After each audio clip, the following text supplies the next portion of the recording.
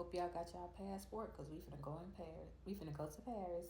So this is Emily in Paris. I used to see the recommendation on Netflix, but I never gave it a chance until one day I wore this hat to work with another attire, and my coworker was like, "Antoinette, you dressed like Emily in Paris," because at work I do be putting that on.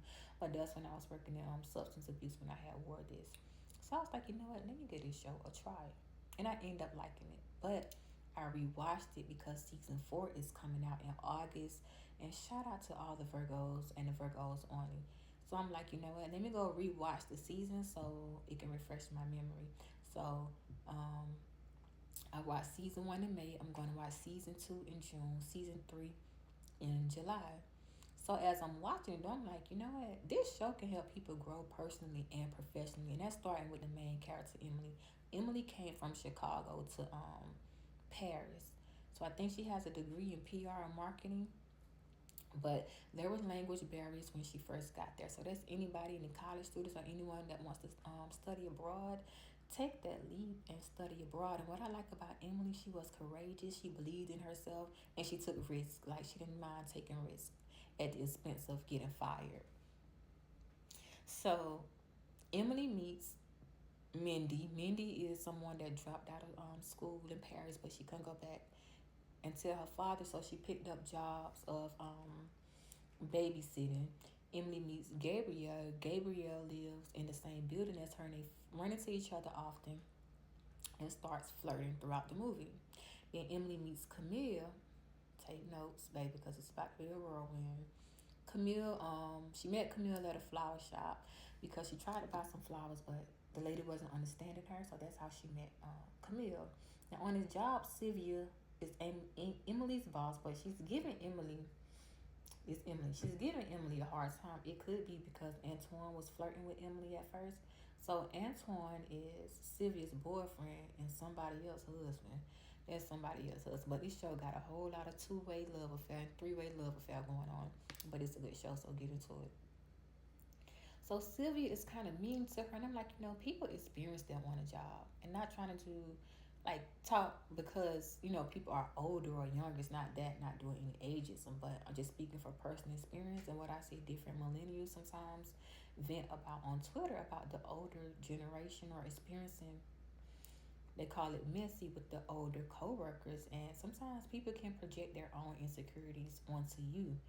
And it's just a lesson to learn that sometimes the way people treat you has nothing to do with you. That's their own stuff. And I learned that from the book, The Four Agreements. Don't take things that people do personally. But she, in through that anger that she's showing Emily, she probably admired Emily because Emily took risks, but she just couldn't say it because they may play it safe. And Emily didn't play safe. And I know that she was always wanted to go and willing to work. And I know her coworker told her, you Americans live to work, but we in Paris work to live. I know that's right. I work to live because I want to travel, live, and all of that. But some people just really, really love what they do. I love what I do too, but you got to have balance. So in the movie, Camille said that she was going to introduce Emily to her mother so they can collaborate. So Emily ended up going to their house, sleeping with Camille's brother because she was under the impression that he was of age because he was in college. But Camille explained to her brother is 17. So at the dinner table, as I mentioned earlier, that Emily and Camille's her Mean boyfriend, was flirting a lot. But he was making sexual innuendos at the table with Emily, and you can tell that Emily was feeling uncomfortable. So she told him, I like rules because rules set boundaries. And it's like, girl, Emily, it's too far now. Y'all done got too far along. It's showing. Like other people is in the movies like picking up on it. So at the dinner table, Camille's mom was like, you should open a restaurant, Gabrielle, but not with my money. And Camille was like, Mom, leave him alone. So he's supposed to be going to Normandy in a different country where he's from or city to open up his restaurant. So Camille ended up texting, meeting Emily personally and telling her that he's staying, and Antoine, which is Sylvia's husband, he's sponsoring it for him. Emily couldn't hide those emotions. She said, what? He's leaving. He didn't tell me anything. You should have seen her face. And it's like, oh, girl, red flag. You turning up about another girl, man. So she tried to downplay her emotions, but she couldn't hide it. Towards the end, she texts her and say, "Can we talk?" So I think Emily is nervous at this point because she sees that the girl picks up on it. But let's talk about the jobs and things. So Emily was fired, but her coworkers had told her, in Paris you can't get fired; it has to be paperwork. So Sylvia ended up sending Emily. Why keep calling you Amy, girl? Where did that name come from? What show I'm talking about? Emily to do a job. Emily ended up doing well. So Emily just getting fired and getting rehired.